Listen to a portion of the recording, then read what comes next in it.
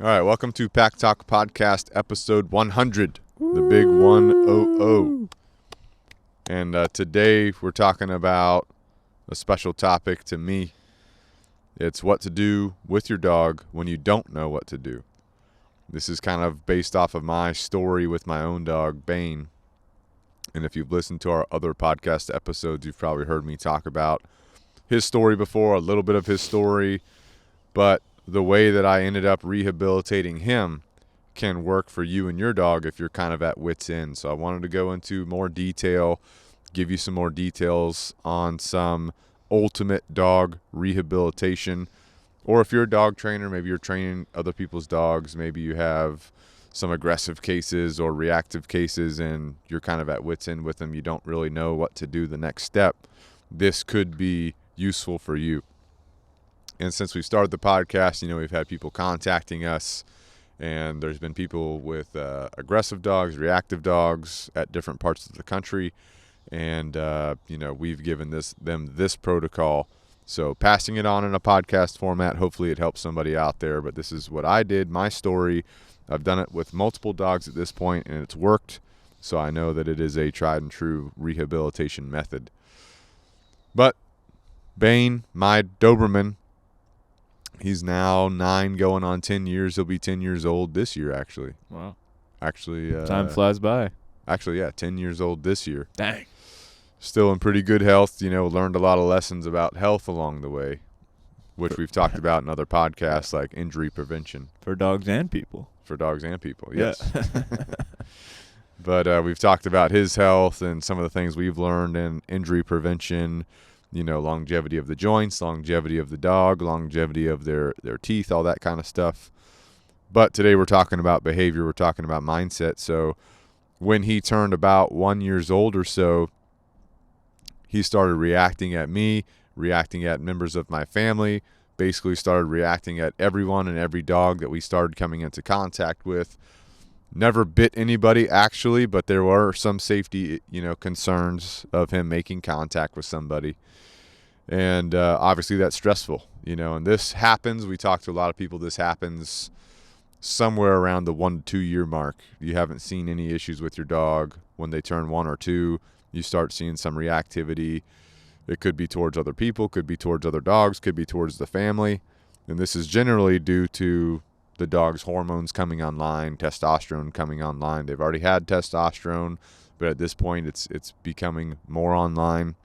Dominance is starting to take effect. It's either usually dominance or insecurity is why dogs are reacting or being aggressive, showing aggression.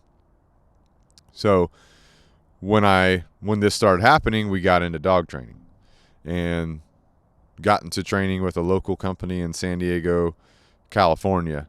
And the training was aversive training, escape and avoidance training, meaning you're using pressure, you're using corrections, you're not using rewards. And, at the time, you think that that's the way to go because that's the trainer that you see, that's the trainer that your friends are referring you to, that's the, they see that you see their dogs performing well. Then you have a dog like I had, you start doing this type of training with them, and, once you get through the training, the dog will be obedient a lot of the time. Mm-hmm. But it doesn't mean that the dog enjoys it. Right. A lot of times the dog will be playing the game to avoid a correction, but sometimes the dog will take a correction and ignore the correction and still produce an undesirable behavior like reactivity.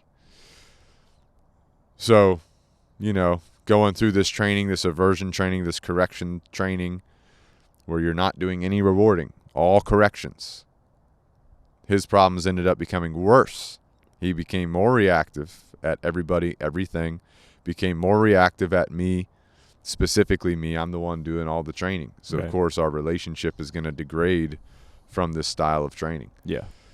And it makes me think about a lot of the trainers that I see today, unfortunately, that are doing all e-collar training, all remote collar training. Day one, they take a remote collar, they put it on a dog, they start using that escape and avoidance training with the e-collar to get the dog to perform certain behaviors. Mm-hmm. And that can work with some dogs, but with dogs like this, it can make the problem worse. And the other thing about it is it's not helping the relationship and it's not rehabilitating the mindset. You're just basically, layering that onto behaviors. You're getting them to do some things, but it's not in the best interest of the dog.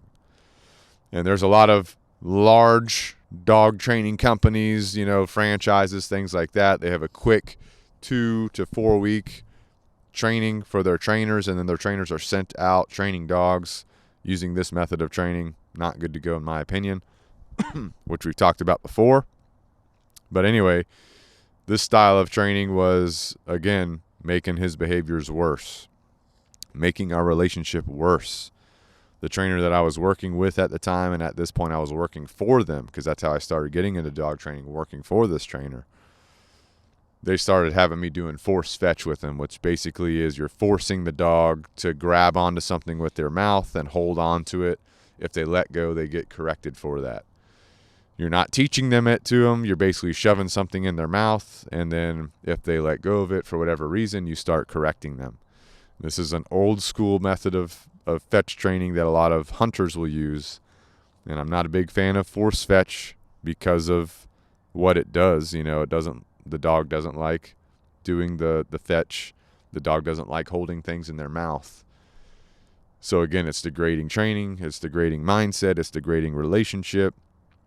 But we tried this because the trainer I was working with at the time thought that if my dog would hold something in his mouth while we were walking out and about, he wouldn't react at people, wouldn't react at things. So that's what we tried, and it didn't work. He would still react, but he'd be holding on to something in his mouth while he was reacting. And it made our relationship worse, made him hate training worse and worse. So anyway, I went through all of that, trying to figure out what to do. Eventually, I was told, this is just how he is. You're just going to have to live with this. That's a tough one to hear. Yeah. Yeah. And I didn't agree with that, obviously. Yeah. Because I started looking into other things, looking into other people, looking into other trainers. That's when I stumbled upon Michael Ellis. And so I found Michael Ellis on YouTube because I'm searching, on YouTube, how to train a reactive dog, how to train a dominant dog, these types of things. And so stumbled upon Michael Ellis, and at that point I made the jump to learning from Michael Ellis. And that's when I started seeing a change in Bane's behavior. So the Michael Ellis system, it's a rewards-based balanced dog training system. We use this process here at Canine Revolution Dog Training today. But back then, I was just having to learn what to do, how to do it. So I basically started off doing Michael Ellis's training with my own dog. We focused on engagement. We focused on play instead of stern obedience. We would incorporate the obedience into the play, but we wouldn't be doing any correcting. We wouldn't be, correcting if you didn't do something right or if you didn't do something the way we wanted it. Instead, we would use engagement and play to reshape behaviors, reform behaviors. And once I started doing that, focusing on engagement, focusing on good play, proper play with a dog, with rules. There are rules to play. That completely changed our relationship. It completely changed our dynamic. I started to see a change in his reactivity towards me. The reactivity still did occur. It just wasn't as often. There was a lot more reactivity towards strangers, but to me specifically, the reactivity started to subside, and it just wasn't as often as it had been. So I didn't have to be on my toes all the time around him. I could relax a little bit. We had more trust, and I could usually at that point start seeing it coming. And I was still learning how to do different things, but focusing on that engagement and that good, proper play is what really started making a change for us.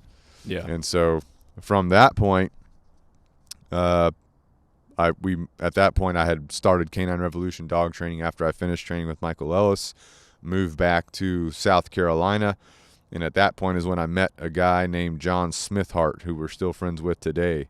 So I met him a couple months moving back to South Carolina. He's an Air Force veteran. He does dog training up in the upstate of South Carolina. But me and John, we spent a couple days together training dogs, hanging out, going to lunch. Oh, yeah. Because we got to. Mandatory. Mandatory. Dog and Duck. Distraction work. Dog and Duck, Old Trolley Road. Uh-huh. That was a go-to. Yeah. Mozzarella sticks, I mean, we should go there after this episode. I mean, I'm not opposed to it. But anyway, John is a very experienced dog trainer.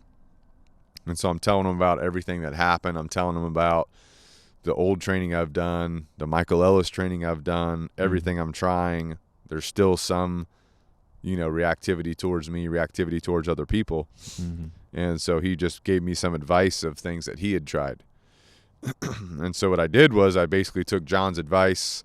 I took everything else that I had already learned up to that point, and I blended everything together, adding in some new approaches, and I formulated a system that really helped me to rehabilitate his mindset overall. And so I'm going to detail what I did.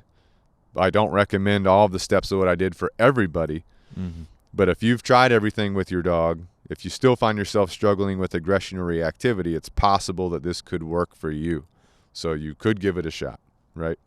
And several people that I've talked to around the country, I've recommended this protocol for them or a modification of it. So again, with dog training, every dog's different. Every situation is different. Right. So you've got to try different things and experiment with different things. And once you find something that's starting to work for the dog, you stay on that path. Mm-hmm. But don't switch paths too soon, and don't stay on one path too long. You got to have the flexibility, the adaptability to adjust as you're going with your dog. Mm-hmm.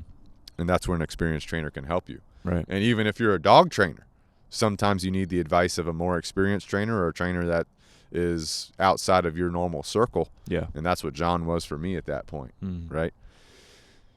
What's that word that Brand says I say all the time? You know what I'm saying? You know what I'm saying? Yeah. Because I found myself saying yeah, it right a lot. you know right what now. I'm saying? Yeah, we got a editor that helps me with the podcast clips sometimes, and he brings up that Chad just says, and you know what I'm saying a lot. I'm sure I do too. It's like in our family lingo. And so I told Chad about it the other day, and he thought it was funny. Oh, yeah. You know what I'm saying? Yeah, Brand wants to make a T-shirt. Yeah. So anyway, the other thing about this process is you can't rush it. This is not a 2-week process. This is not a 3-week process. It will take as long as it takes. And that's going to be based on the dog that you have, the dog that you're working with. So you can't rush the process. With each step along the way, you make a judgment call based on the dog's responses to your protocol and your dog's behaviors to your protocol as to whether or not you're going to increase your criteria for the dog. And anything in training that we're doing, we start off with very simple criteria. You do this thing, you get this. You do that thing, you get that. And usually this or that is a food reward or a toy reward. It could be free time. It could be different things. But they have to accomplish or achieve. They have to conduct some behavior in order to access that thing. So increasing your criteria for the dog is increasing your expectation of their behavior, increasing your criteria, like we just said, for their behavior, right? Yeah. Which we'll talk a little bit about as well. And then the first thing to do when you are starting this process is just literally completely throw out of the window any training, anything you've ever done, anything you know. Throw it out the window. You're starting completely over. Ground zero. Mm-hmm. And keep those things in your mind because you might use them later. But for now, it's time to restart. It's time to throw everything out the window. And that was hard for me when I was doing this with my dog because obviously I had done a bunch of training. Yeah. I thought that I had achieved a high level of training. Mm-hmm. And I needed to do a restart. I needed to do a reset because of the training we had done or because of some of the things we had went through. We obviously had a slightly adverse relationship. Mm-hmm. If you're reacting at me, coming at me, obviously there's a trust issue. Right. There's a respect issue. Yeah. Which means we got to start over, rebuild this relationship. Mm-hmm. So I'm going to go through, like I said, I'm going to go through some of this, all right, and trying to go into as much detail as possible on some of the things to consider, okay? I will say if you're listening to this and you're like, hey, this is kind of what I need. If you're listening to this, maybe you're a dog trainer You're dealing with some difficult dogs. Maybe you're a dog owner. You have a difficult dog. Maybe this story is kind of resonating with you, and you're like, this is something that I need. Of course, our trainers can provide consulting and counseling for you. We do that virtually, so you can reach out to us if you need some assistance in knowing what to do as your dog is changing what they're doing. Because I'm going to tell you what happened with me, but your dog is different than me. Right. Your dog is different than my dog. Right. So if you need some counsel or some consulting to help to know, my dog's doing this, what should I do next? Give you some troubleshooting steps. That's what we can provide for you. The first thing we want to do is completely desensitize the dog to what it knows. Most dogs, my dog, when I started this process, he was used to walking around the house. Free roaming around the house. He's used to hanging out on the couch. He's used to sleeping in the bed with me. He's used to going outside, coming back inside, That free will. Yeah. He's used to doing whatever he wants to do when he wants to do it. Okay. And so if a person or a dog has that ability, do whatever you want to do whenever you want to do it, and they're causing problems, you've got to change that mentality. Think about a criminal. I'm not saying that your dog's a criminal, right. But a criminal's going to jail. Trying to connect the dots here. Yeah. That criminal's going to jail because they just been doing whatever they think they want to do, which is hurting other people. Your dog is not a criminal. Your dog doesn't know what to do.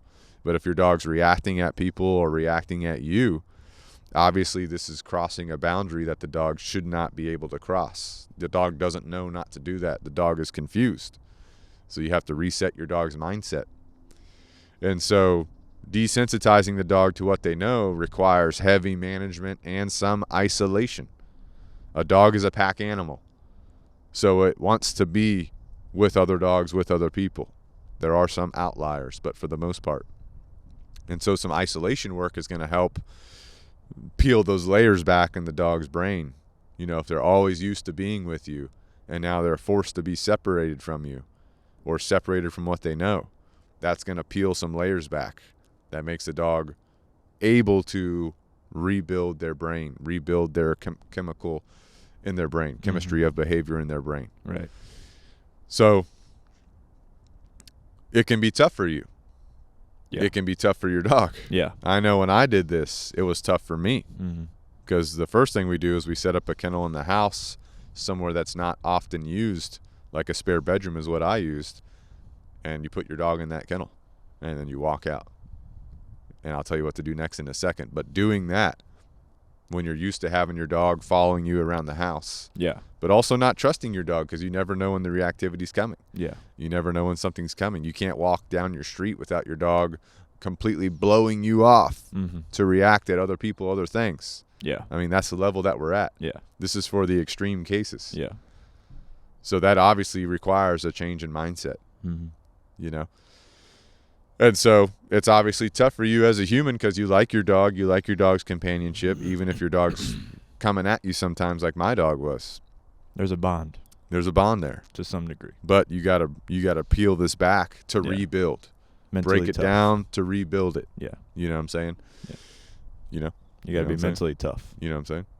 I know what you're saying. Yeah. So you have to be in the right mindset. You have to know what you want to achieve with your dog, for your family. Long-term goals. Right. That's what you got to think about. It's not about the here and now, because right now you're going to put your dog in that kennel.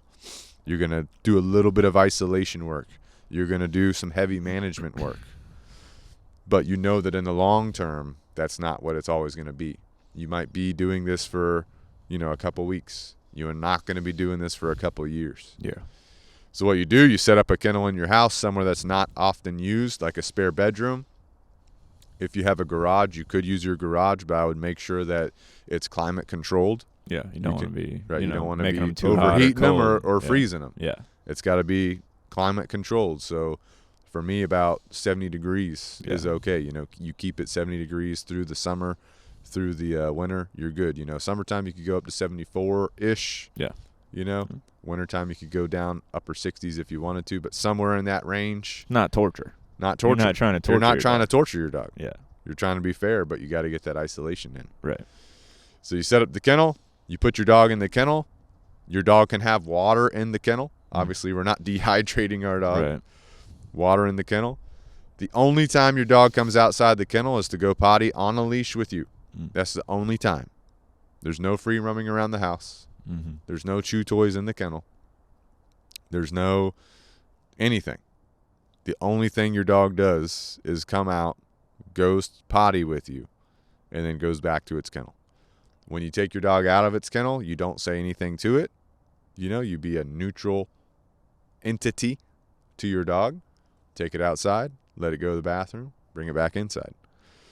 I remember when I was doing this, my spare bedroom, I had to walk through a good portion of my house. I had to walk through the living room, walk through the kitchen, to get to my outside area to go potty.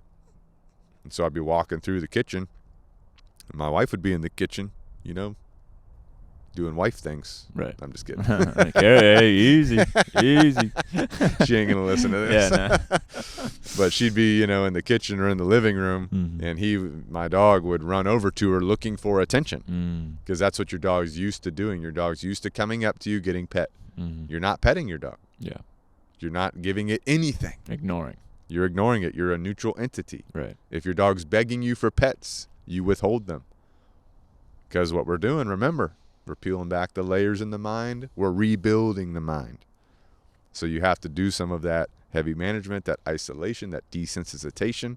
We're changing the game up on your dog mentally. Which means everybody else in your house has got to be on the same page. They got to be on the same page. So if it's your wife or your, or husband in the kitchen, whoever your girlfriend, boyfriend, significant your other. SO, or just your roommate. You got to have them. Hey, ignore the dog. Ignore them. Ignore you the see dog. them, ignore them. Mm-hmm. I'm sure keep eye contact minimal. No eye contact. No eye Don't contact. Look at Yeah. Yeah.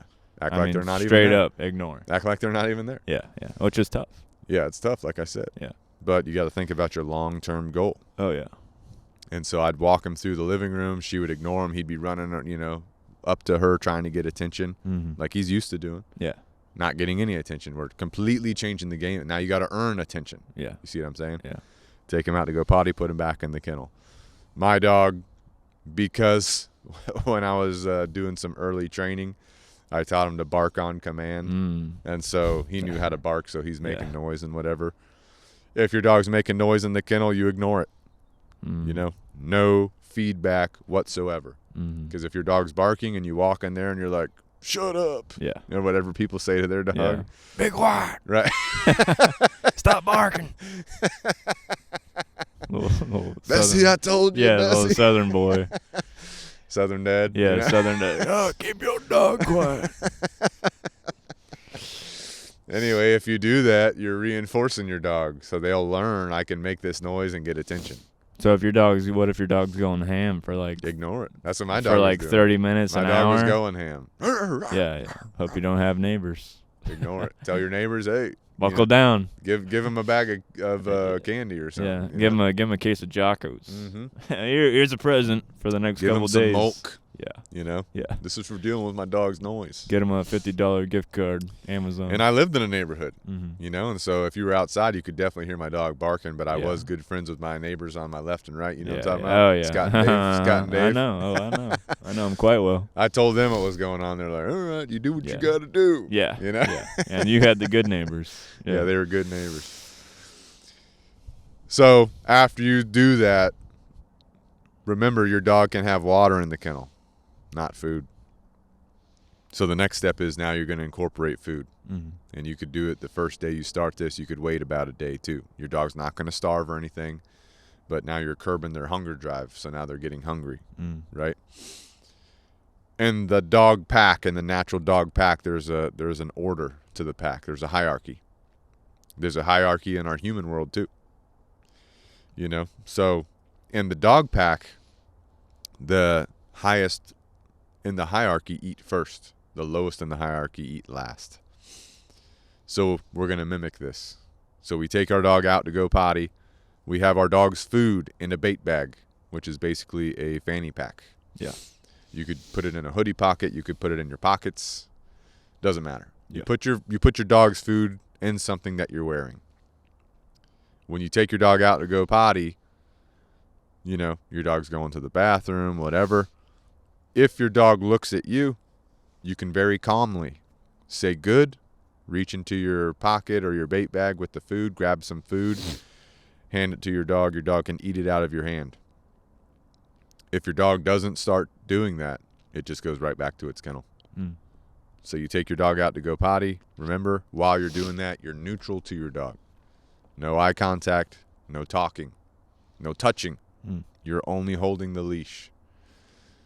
No family members, no significant others, no roommates, nobody's touching the dog as you're moving from the kennel outside.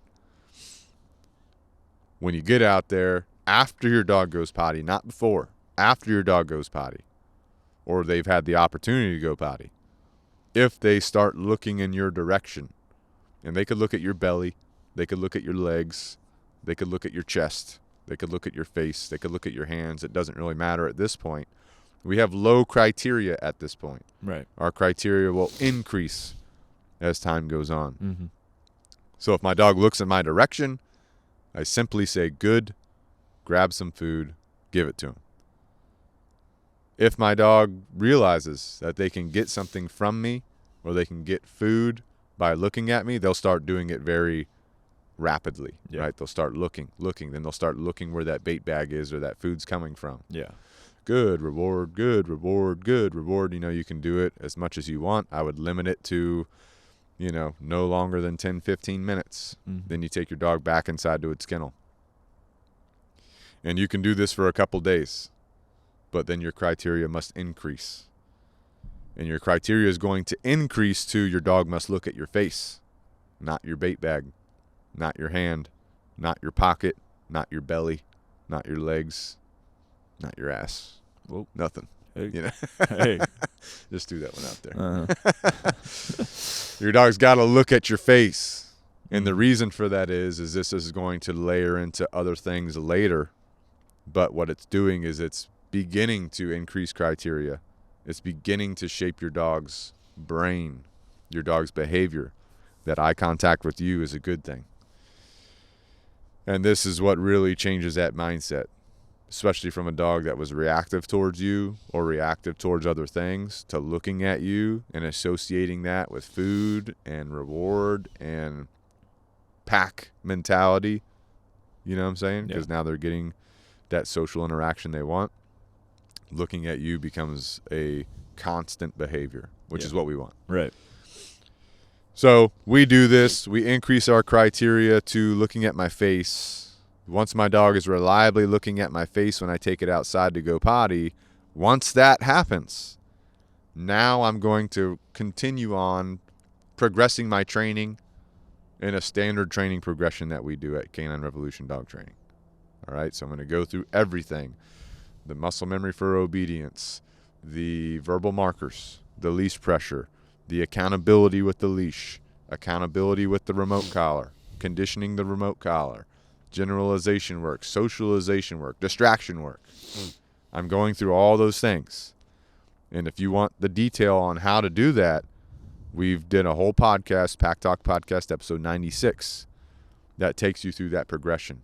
But before you do that progression, you must have the reliable, constant eye contact on your face before you start any of that. Only when you can take your dog out to potty and they start, boom, locking onto your face. You'll know it, too. You'll know it. Because, whenever, not that I did this with my dog, but engagement. Right. When you're building engagement, period. When I was doing this with JoJo, my first dog, when I first got her, you were showing me how to do engagement and you were teaching me about the eye contact thing. Hey, you do it for a couple days, they are laser locked on you. Oh, yeah. To where it's like they're not even thinking about potty sometimes. I know, that's the problem. That's why they go potty first. Yeah, then you do it. Because you go outside, they're like waiting because they know it's coming. Right. Yeah. It becomes fun to them. And it's fun for you, though, because you're like, my dog's paying attention to me. Right. Yeah, you're enjoying that process. It's a whole nother level of relationship. That's when the puzzle pieces start coming together. Yeah. Is whenever you first start getting that eye contact and it starts becoming a normal every time you go out. Right. That literally will make you feel so good about yourself when your dog will actually pay attention to you. Yeah. And you're already altering the chemicals of behavior, the chemistry of behavior in your dog's brain. Yeah. Because we went through that desensitization. We went through the isolation. we're layering onto that with the eye contact. Once we get the eye contact on our face reliable, now we go to our standard training progression. Yeah. I'm not going to go through the whole training progression because we went into it in great detail in episode 96, but there are some differences that I'm going to point out, some specific things that you need to do in this case that you don't need to do in all cases. And again, this is what I did to achieve what I needed to achieve. Your dog's different. You might need a modification, but hopefully it gets you thinking along the right lines. The main difference in what we're doing here with what we're talking about is the level of strict management we're going to apply to this dog. This level of management is what continues to change the chemistry of behavior in the dog's mind. Not every dog needs this, but in this case, it can help. So like we were saying, with this process specifically, with this dog that you're working with, we're rebuilding their mindset. We're rehabilitating their mindset. So our criteria is increasing. We're working on our training progression in accordance with episode 96 of Pack Talk Podcast. What we're going to do is we're going to continue our strict kennel protocol until we have completed our spot command. So once you get through your training progression, you're going to be working on your downstay, you're going to be working on your spot command, and you're going to be doing remote collar conditioning. So once you complete your spot command and once you complete your remote collar conditioning, you're now going to modify your management protocol. So before this, we were keeping our dog in a kennel, only coming outside to go potty, coming out to do a training session, coming out to work on a walk. And our walking is all going to be in heel position. There's no leash pulling, no nothing. That's part of the training progression. Once you teach your dog how to spot, which is very similar to a place command from other dog training entities, your dog goes to a pet cot, it lays down, it stays there until told otherwise, and you complete your remote collar conditioning. At that point, you're now going to use the spot to manage your dog in the house when you're home. And when you're not home, you're going to be using your kennel. Dog's still not sleeping in the bed with you if that's something that you like doing. So if you're home and you're not working with your dog, you keep them on spot. If you're gone or asleep, the dog goes in the kennel. Do not relax this management until your trust is that the reactivity is gone. Till you trust your dog to not react at you, not react at other people, not react at other dogs, whatever your dog's reacting at. Don't relax this stringent management until you have that trust. Because this management, again, is what's helping you to work on your dog's mind. Your dog's not able just to do whatever they want to do whenever they want to do it. Your dog has to focus on earning the things that it's doing, earning time with you, earning time up, earning freedom to roam. Well, how long is that supposed to take? There's no timeline to it. So, I mean, if it's like a week, it's probably too short. I mean, what do you think? Depends. Whenever you're getting through your training progression, your standard training progression, on average, that takes us, 4 weeks to do. Mm-hmm. And we're training a lot of dogs. So we have a lot of repetitions of ourselves doing it, teaching it. Right. If you haven't trained a lot of dogs or you're not familiar with this, it can take you longer, and that's okay. Okay. So there's no timeline, and that's the thing with reactive dogs or dogs showing aggression. You don't want to put a timeline on it. You want to really just focus on the behaviors that they're doing and increasing your criteria. Once a dog reaches one of your criterias and you're comfortable with that, they're comfortable with that, now you increase your criteria for a behavior. Right. So there's no timeline for it. I can't give you a timeline on this whole process. Right. I can't give you a timeline on how long it's going to take your dog to start looking at you, for food in your yard. I can't give you a timeline on how long it's going to take you to complete the training progression. I can tell you that for me specifically, with my dog, when I started this, I want to say it was about 3 weeks. 3 weeks of stringent kennel protocol, going outside to potty, going out to do a training session back in the kennel. We probably did that for maybe 3 weeks, maybe 4 weeks. and then we were able to use the spot. Yeah. So, and I know that before that it took me 1 to 2 weeks just to get him to start looking at me reliably. So with those 1 to 2 weeks added on, we're talking about 4, 5, maybe 6 weeks total before we started using the spot instead of the kennel in the house. And it probably took me, if I can recall, 3 to 4 months before I started letting him sleep in the bed. So that's probably the timeline that I was looking at. Your timeline's going to be different. Some other modifications to think about that we would recommend with our standard training progression. First, your downstay is very important. Very important. The downstay is a submissive position. It's also a calming position. So if you have a dog that's reacting or showing aggression because of dominance, this is really going to be a big deal.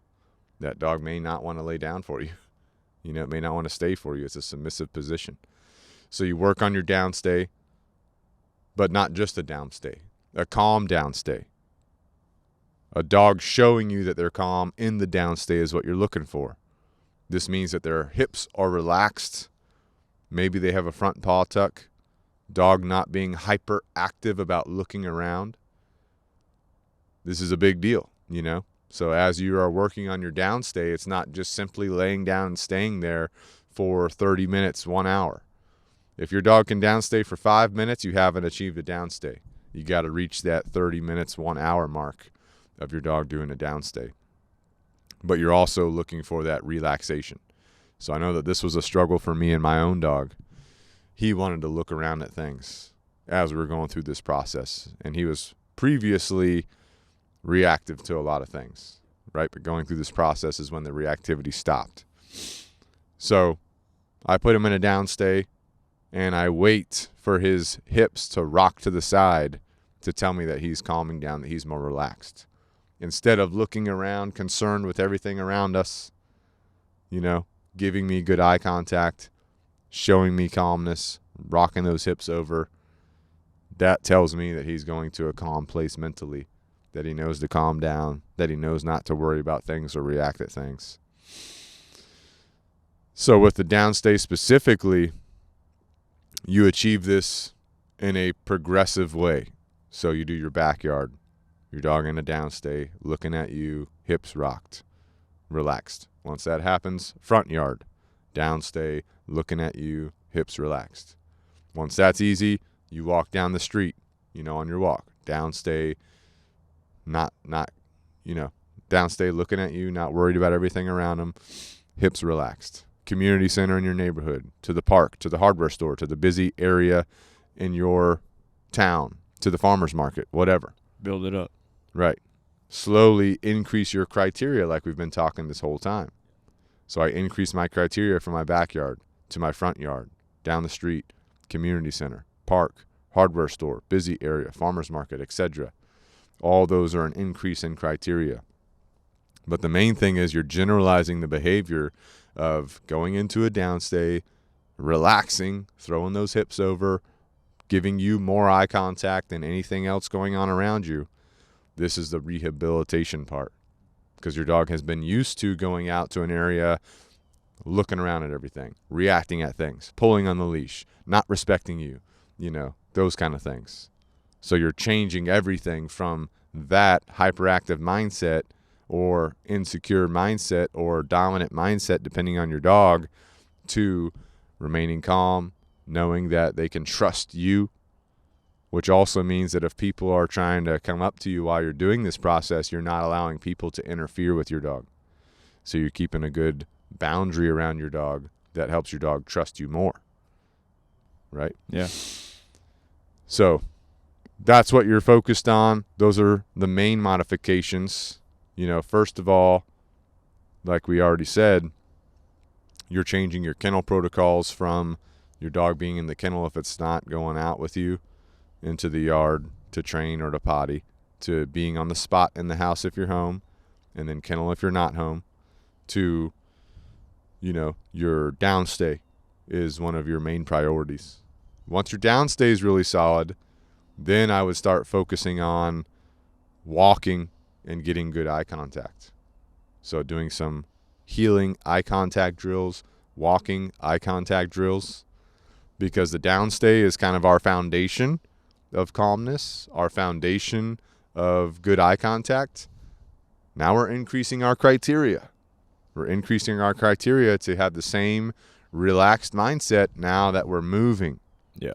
You know what I'm saying? Right. So those are two separate things, especially in the dog's mind, that you got to worry about, you got to think about. You have to literally train. Right.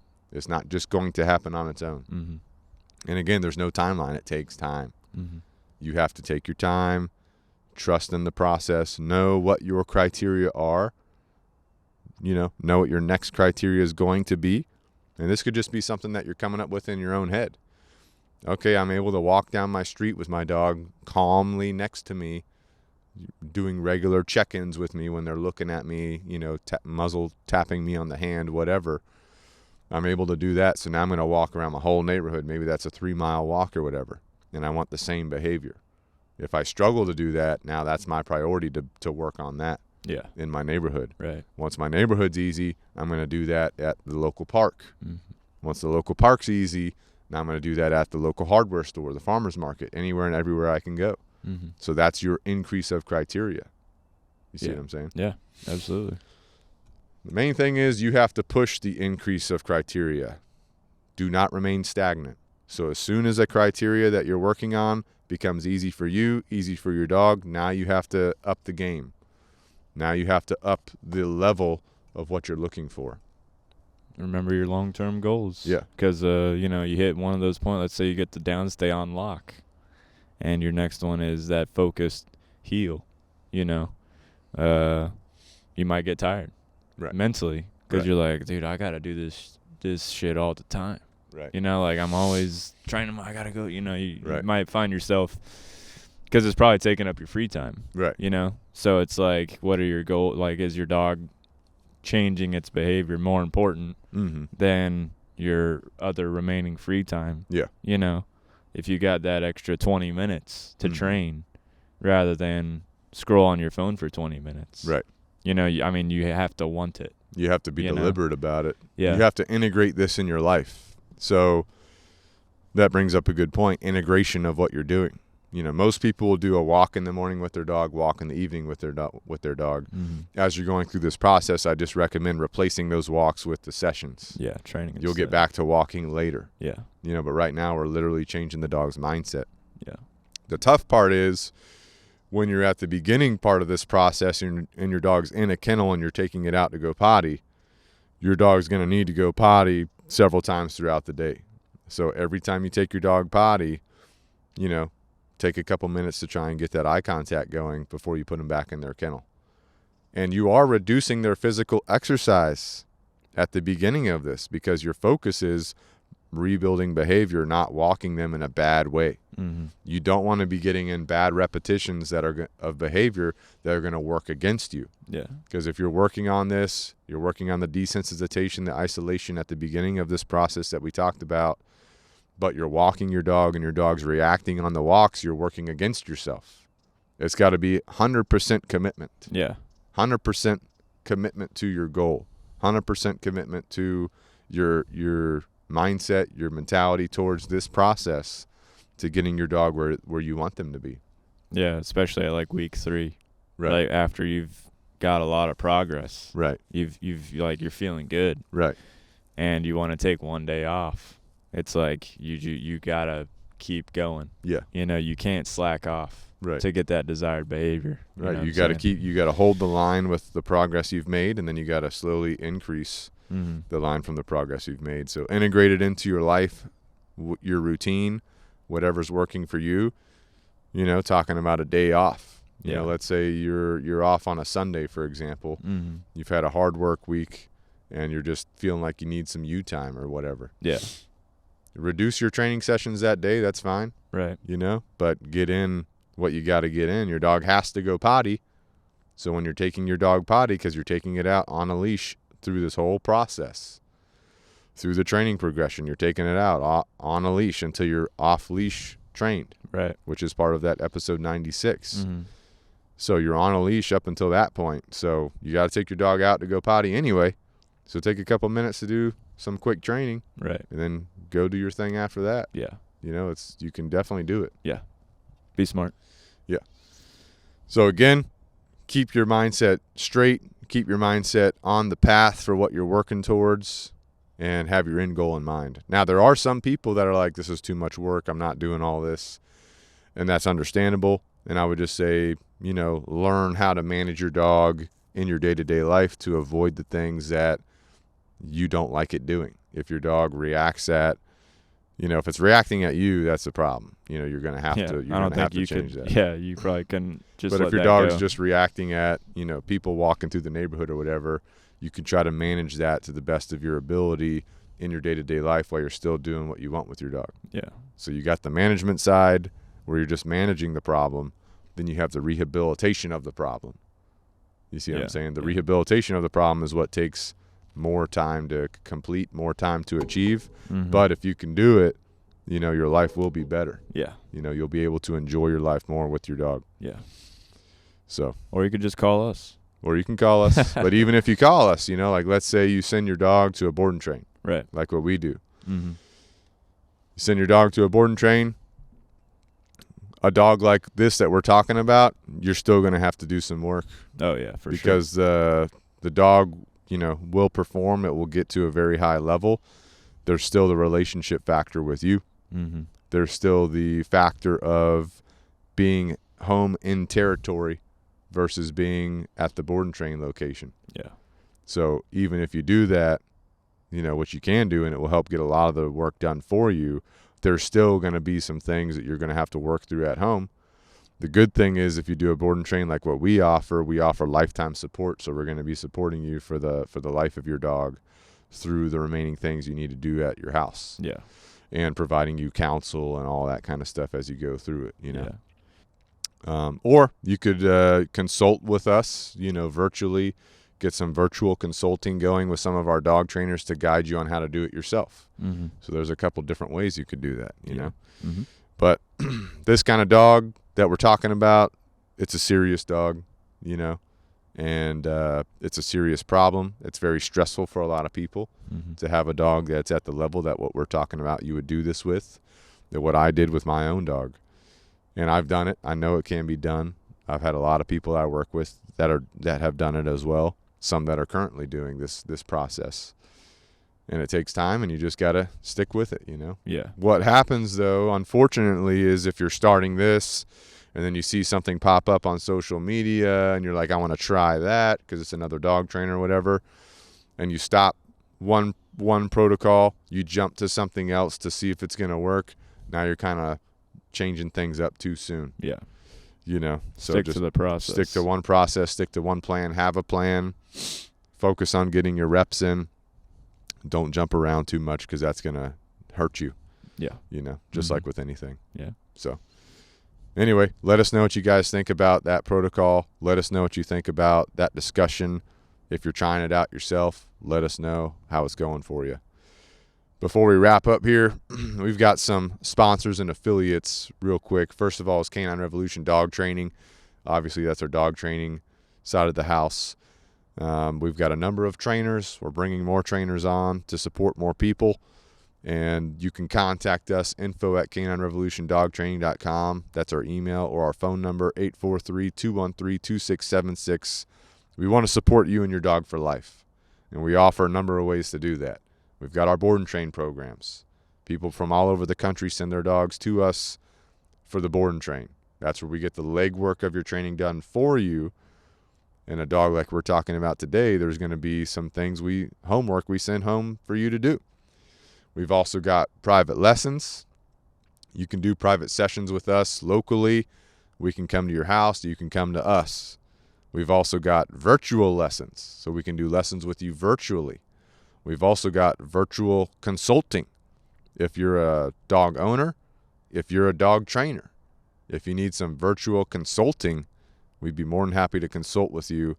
Maybe you're a dog trainer, you got some dogs, you want to talk about some things to do with that dog. Maybe you're a dog trainer and you've got clients and you need help, you know, teaching clients, because that's part of being a dog trainer, we can consult with you and train you on how to do that. So you can reach out to us. We're more than happy to help with that. Canine Revolution Apparel, that's on Amazon. It's on our Facebook, Instagram, TikTok, YouTube. At least some of them are in the works, if not done already. But that's where you can grab you a Canine Revolution logo hoodie, Canine Revolution logo beanie, logo coffee cup, logo T-shirt. T-shirt. I think we got the water bottles. Yeah, I was gonna say the metal bottles. Yeah, you got a number of things with the Canine Revolution logo. You've also got your good to go stuff. Oh yeah. Good to go hoodie, good to go shirt, good to go beanie. Make you good to go. Yeah, that's gonna make you good to go. So that's good to go. I got my good to go hoodie. That's what I wear on my off days. On my work days, I'm wearing Canine Revolution. You also got your good to go beanie. I got my good to go beanie. I'm wearing that all the time. Actually, quick story on the good to go beanie. It made me good to go. I mean, it's supposed to. Because I went to a local gas station. There was a parade going on for Christmas. This was back in Christmas At the gas time. station? There's a parade going on. There's a gas station next to the parade. I'm like, I need to go in there. I got to get some pizza because they made pizza in there. What? Yeah, pizza. Pizza gas station. Gas station. They had a pizza? gas station with making pizza. Hunt Brothers Pizza. You know Hunt Brothers? It's good. It's good. I'm keeping tabs on the diet here. So anyway, it was in the macros. So anyway, went into the gas station, ordered a pizza. They had to make it. And there's a bunch of people standing there because everyone was ordering stuff. Right. And the lady was like, good to go. And I was like, huh? And she was like, your pizza's ready. And I was like, oh, good to go. She saw your hat. She saw my hat. She saw my good to go beanie. She knew, and I knew. That's branding. And we were on the same wavelength at that point because we're like, good to go, good to go, good to go. Yeah. That's right? all you're saying to each other. Yeah. So anyway, it'll help you, and you'll be good to go. Oh, yeah. So check it out, Canine Revolution Apparel. You can also click the link below, take you to the Amazon store. Our affiliate, Jocko Fuel. Yep. Clean supplements, clean fuel for you. You've got your protein, your milk protein powder, your milk protein cookies, your milk protein ready-to-drinks. Right. Which they have the coffee ones now. Oh, yeah. Which I just got my wife. The milk. Protein and coffee. Ready to 2 drink for 1 coffee. combo. Yeah, you got sweet mocha. Yep. It's a mocha flavor. You got, I think it's 20, maybe it's 30 grams of protein, which is pretty significant. Pretty good. And with coffee, with the coffee caffeine. Mm-hmm. I mean, you can't beat that. Ready to drink. You order it, ships a box to your house. You just grab one and go. That's a double juicer. Exactly. Protein and exactly. Mm-hmm. Then you got the Jocko Fuel Go energy drink, which is your clean energy. Mm-hmm. That's going to support you getting through the day, right? Everyone hits that afternoon slump. You have lunch, you have to go back to work, and you're starting to... Yeah. That's when you crack a cold one. crack a go. Yeah. And you let it rip. Crack an ice cold go. And you're ready to go. The other thing, too, is, work meetings. You know work meetings? Yeah. You don't have a lot of them. I mean, I just don't show up to them. But if you have, like, that meeting with your boss or something, and you're, like, in the slumps, crack a go, chug it. Now you're ready to freaking attack the day, attack your boss. Attack your meeting. Dominate your meeting. Dominate your boss at the meeting. Right. They've also got the Jocko Fuel Greens, which is your micronutrients. You've got the Jocko Fuel Creatine. Basically anything you need, Jocko Fuel has it. Yep. If you're a dude, Testosterone Optimizer can help you triple your testosterone. You got the Cold War. It's cold season. People are sniffling. People are having cough drops or whatever. Chris is sick. Yeah, Chris, we just saw him. We sick. just saw him. He's got a cough drop, and we're like, what the hell? You're sick? He's not drinking his Jocko. He's not drinking his Jocko Go. He's not taking his Cold War. Yeah, he's not taking his Cold War. He must be drinking Celsius or something. Not good for you. Yeah. Couldn't imagine.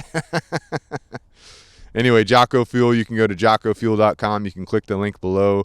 You can go to that website, start putting things into your cart whenever you're checking out. Just enter the code Canine Revolution. That'll get you 10% off. If you were to get one thing to help you, kind of like an all-inclusive package, you could get the Jocko Time War. That's like your multivitamin, your vitamin D. It's also got some longevity aspects to it. That's kind of like your all-in-one package. Yeah. Like the old school animal packs where it has like the little, you know what I'm talking about? Animal crackers? Animal pack. Animal pack, like the supplement pre-workout thing? No, it was like a little plastic thing. It had a bunch of like multivitamin, different things. I don't think I knew this one. Really? I'm not You rip it familiar. open, you just take the whole packet, and it's supposed to be good to go for the whole day. That Time War is that, but better. I don't never heard of that one. Anyway, you can check that out. I must be too young. Our next affiliate, Canine Super Supplements. These are supplements for your dog. Yep. Right, to optimize your dog, fill any gaps in their nutrition. You've got the joint war, not the warfare. You got the joint supplement, joint support supplement. You got the multivitamin supplement, which is going to boost your dog's immunity, right? Boost your dog's natural processes. Then you've got the puppy formula, which is still good for adult dogs too, not just for puppies.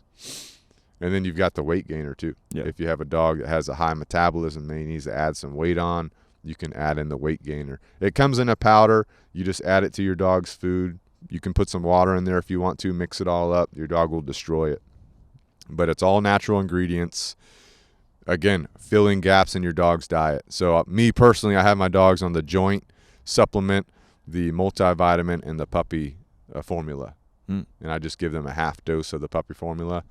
But I like it. You got how old Sarabi? 13? Sarabi's 14. You got Sarabi 14, Bane 10. Bane's 10. You got Georgia. She's 7. 7, taking puppy formula, so it must be good to go. It's good for them. Definitely.